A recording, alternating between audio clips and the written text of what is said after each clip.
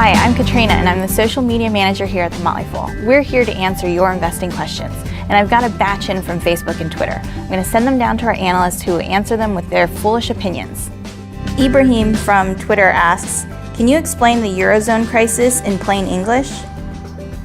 Basically what we had was a global economic downturn that hit pretty much everyone in the world, including countries like Italy, Spain, and Greece. Normally when you have an economy that's in recession, there's a few things that can help out. You can lower interest rates, which encourages people to invest. You can lower taxes or increase spending to just get more money into the economy. And you could also allow your currency to depreciate a bit, which makes exporting more economically viable. The trouble, though, is that in Europe right now, you've got a lot of countries that are sort of tied to this euro system where they're not really in control of their own currency, they're not in control of their own monetary policy, and so they have policies being set by the European Central Bank or by Germany that just aren't really appropriate to their circumstances.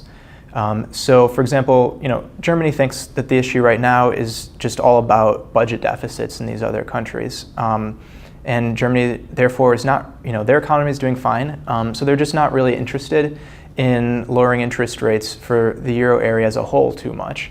And when they're looking at the situation, they're saying, what you guys need to do is you need to cut your deficits by raising taxes and lowering spending.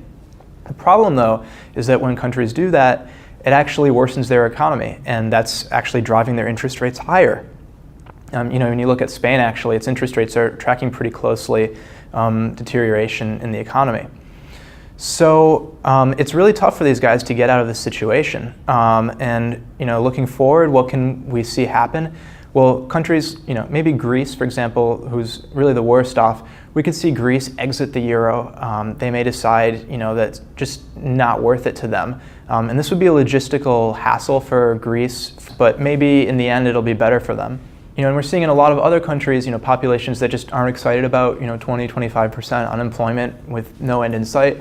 And so they're beginning to actually recoil against their politicians who were sort of towing the German line of let's have lots of austerity right now in order to cut our deficits. And so if we see some pushback against Germany, it's possible maybe some of these treaties would get renegotiated, and so maybe some of these countries could begin to turn around their economy, but it's going to be really tough. So, to sum everything up, basically you've got a lot of countries that were hit hard by the economic crisis, but they're not really in control of their own sort of monetary policy. And that's making it very difficult for them to dig their way out of the recession.